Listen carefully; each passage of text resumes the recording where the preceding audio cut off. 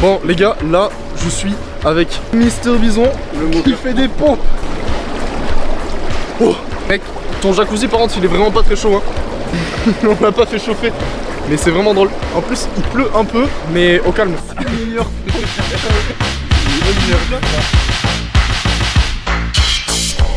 Oh la dinguerie gros.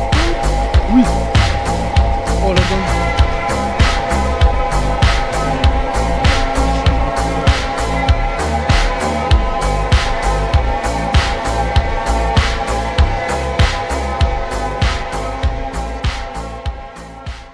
Bon les gars, là je viens de me réveiller et je suis chez Bison.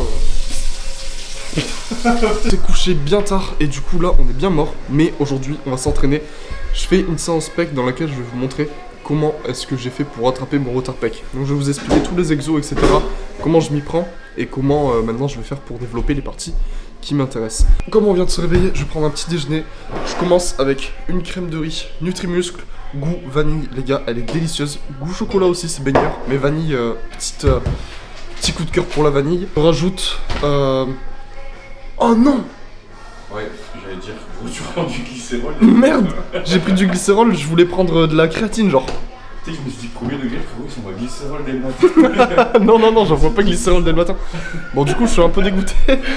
Gros, veut pump dès le réveil. Dès le réveil, le pump insane. Je suis un peu dégoûté. Normalement, le matin, c'est crème de riz, whey et créatine. Là, il n'y aura pas la whey et la créatine.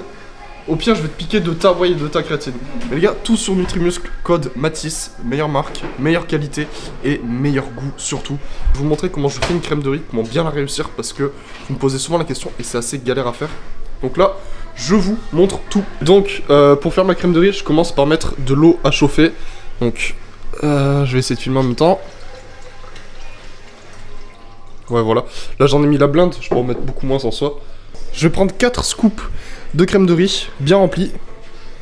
Une petite dernière, genre une moitié de scoop, parce qu'après ça fait vraiment beaucoup de crème de riz, genre. Et là maintenant je vais pouvoir rajouter l'eau à l'intérieur une fois qu'elle sera en ébullition. Donc les gars, la technique quand vous faites une crème de riz, c'est qu'il faut mettre genre vraiment là l'eau. Si vous ne mettez pas assez d'eau, vous allez galérer. Vous pouvez mélanger, mais mélangez genre doucement, prenez votre temps. Ok, et donc là j'ai fini, et regardez la texture.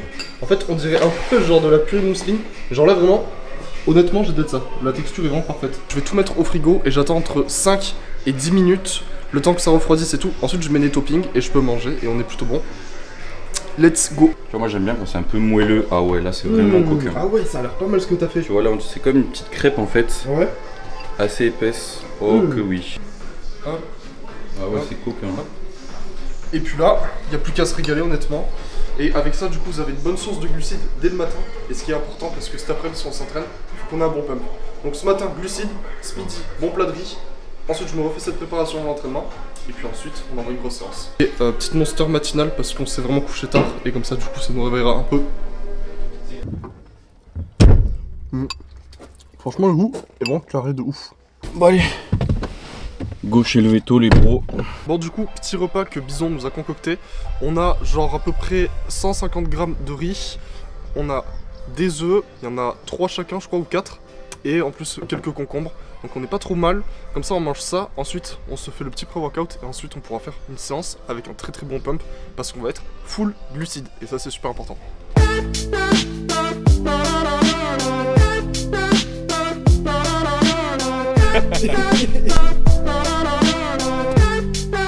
Tu l'as cassé, non! Bon, maintenant vous commencez à me connaître. Avant chaque entraînement, c'est pastèque et sel, les gars. Le meilleur moyen d'avoir un putain de pump. Et en plus, après, on prend tout ce qui va être pré-workout industriel. mais mec, il a pété la table et tout. Il a pleuré. Je me moque. Ouais, bon, j'avoue, c'est mieux. Wesh. Hein? Quoi? Mais bref, petit moment pour vous dire où est-ce que j'en suis en musculation. Là, j'ai fait une belle prise de masse, ça fait genre 6 mois que je suis en prise de masse. Et j'ai pas fait trop de fat, par contre j'ai pris beaucoup de poids. Je suis passé donc, il y a un an jour pour jour, là, à la même période, j'étais à 78 kg.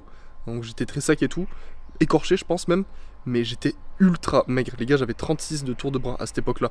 Là maintenant, j'ai 41 de tour de bras, un truc comme ça.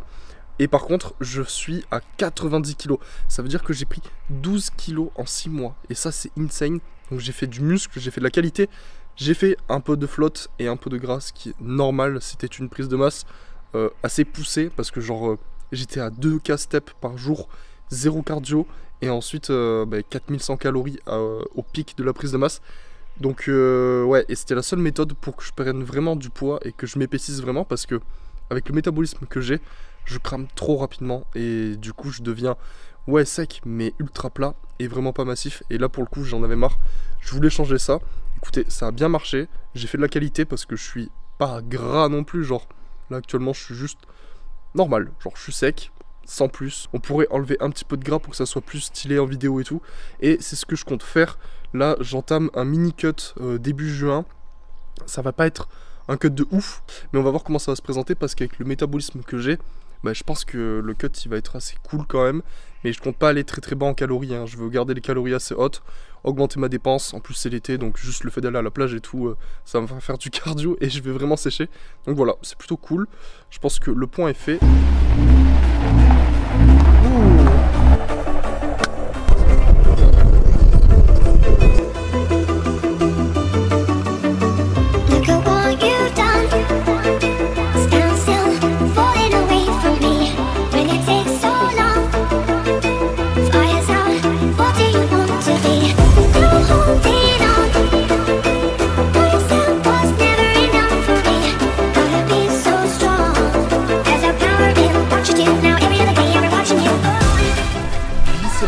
Et citrouille.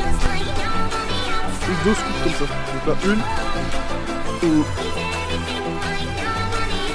Ok les gars, donc là on se retrouve dans ma séance pec, celle qui m'a permis de rattraper mon retard pec sur à peu près un an de training comme ça. Donc je commence par m'échauffer articulairement et ensuite je fais 2 sets de chauffe au pec fly juste pour m'échauffer. Donc là je fais des séries entre 20 et 30. Puis je vais faire 4 séries sur le pec fly, là où je vais me rapprocher vraiment de l'échec. Donc entre 15 et 20 répétitions, disons que la 20e je peux pas la passer. Le but c'est de vraiment mettre de l'intensité dans l'entraînement. Pourquoi est-ce que je fais du pec fly en début de séance et pas en fin comme beaucoup font? Tout simplement parce que les pecs, étant donné que c'est un retard, parce que j'ai du mal morphologiquement à les recruter parce que j'ai trop d'épaules, le fait de les activer dès le début de la séance avec un exo d'isolation, ça va me permettre de beaucoup mieux les recruter dans le reste de ma séance. Là, on a un plan sur le bicy et le bison qui nous mogue un coup, puis je repars sur mes séries. D'ailleurs, un petit tips au niveau du placement. Moi, je mets mes fesses vraiment loin sur le siège.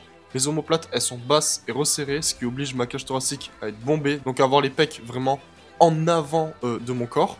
Puis voilà, je réalise mes répétitions tout simplement. D'ailleurs, je mets le siège assez haut. Le but en fait ici, ça va être de taper plus dans la partie basse et milieu de mes pecs. Quand je dis milieu, c'est pas l'entre-pec, hein. C'est bas, milieu et haut de pec.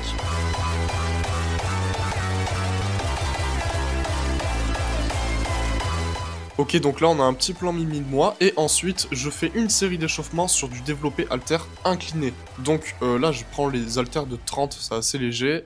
Hop, puis là on a le bicy qui lui prend les 38 en vraie série. Donc lui il prend assez léger étonnamment par rapport à son physique qui est vraiment énorme. Bro se sous-estime je pense. Et donc moi j'enchaîne avec les haltères de 42 kg. J'essaie de viser entre 6 et 8 répétitions. Le but c'est de bourriner, je me garde une répétition en réserve pour éviter de me blesser, donc j'arrive pas totalement à l'échec, je m'en rapproche. Le problème c'est que sur des charges libres, arriver à l'échec ça peut être dangereux, donc pour éviter les blessures, puisque finalement durer dans le temps c'est la clé d'un bon physique, j'évite d'aller à l'échec sur cet exercice. Au niveau de l'amplitude, j'essaie de descendre le plus bas que je peux, mais mes bras sont ultra longs, donc en gros, le but c'est de casser la parallèle. Je descends pas plus après, tout simplement pour éviter de prendre trop dans les épaules, parce que le but là c'est de recruter mon haut de pec. Pendant un an j'ai axé mon training sur le bas de pec, parce que c'est ce qui faisait que en gros j'avais pas de pectoraux tout simplement. Et maintenant que je commence à avoir un bon volume, j'essaie de retaper un petit peu dans les zones supérieures de mes pectoraux, pour donner un vrai joli galbe. Mais voilà, là je mets de l'intensité dans mon entraînement, je me rapproche un maximum de l'échec.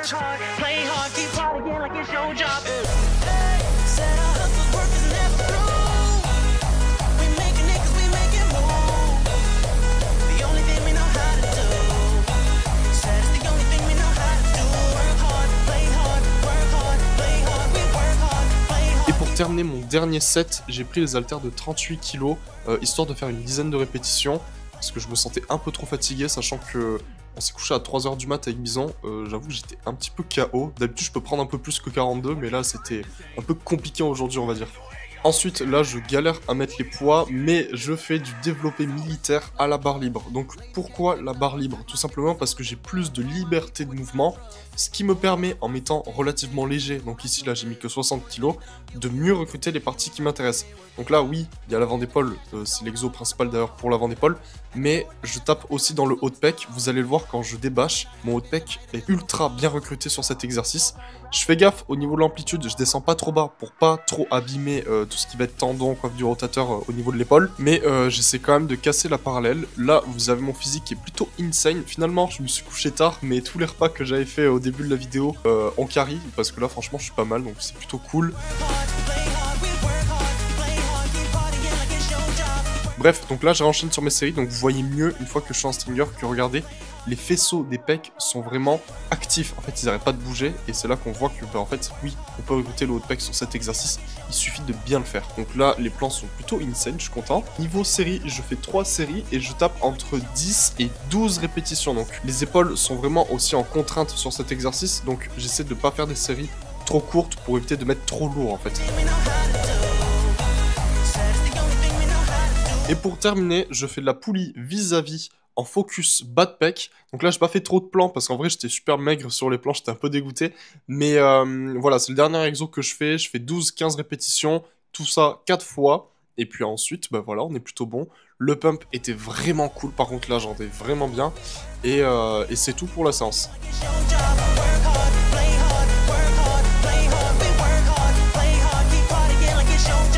Everybody asks what the fuck is this about? What the fuck is up with those videos, cunt? You fucking up yourself, cunt. It's a fucking act.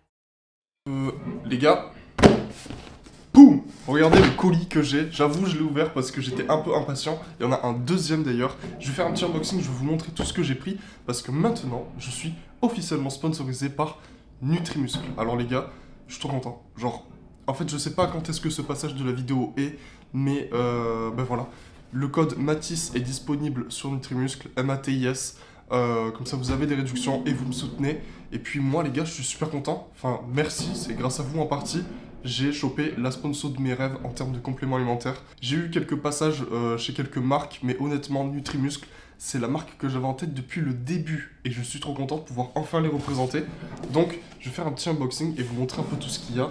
On commence avec un pot de Whey Native Isolate au chocolat. Le goût est trop banger. De la crème de riz, je l'ai pris goût vanille et franchement, je me régale. Ensuite, Whey Native Isolate, goût vanille, délicieuse aussi. Du collagène amino, bon bref, voilà, comme ça j'ai le stock de collagène, les gars, c'est méga important. Un peu de créatine parce que voilà, pour la prise de masse et tout, c'est assez utile.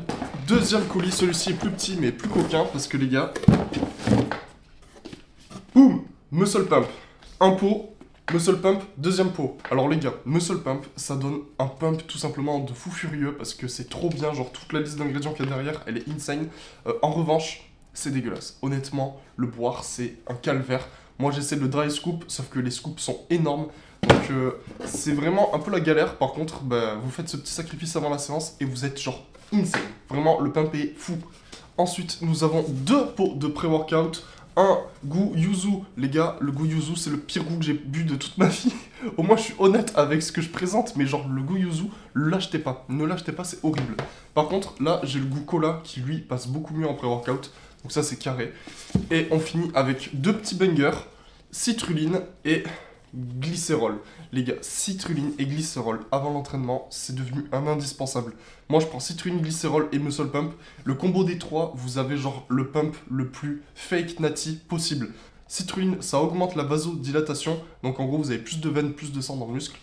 glycérol, c'est encore plus cheat et ça c'est rare d'en trouver. Ça augmente la rétention d'eau intramusculaire pendant l'entraînement. Je sais pas si vous cernez le truc, en fait vous êtes super plein, super rond et avec ça vous avez des veines. Donc en fait vous êtes méga fake native, vous faites vos meilleures poses et vos meilleures vidéos Insta juste après.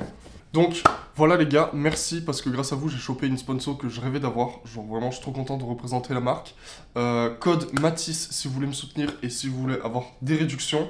Et puis voilà, je compte sur vous. Je sais qu'avec Gymshark vous avez été insane en termes de soutien. J'espère que ce sera la même pour Nutrimuscle. Comme ça je pourrai continuer de travailler avec eux sur le long terme parce qu'en vrai c'est l'objectif. Et puis voilà, Matisse sur Nutrimuscle et Matisse 10 sur Gymshark.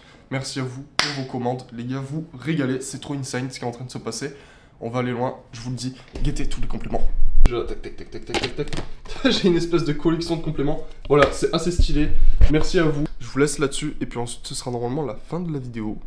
Ciao les gars.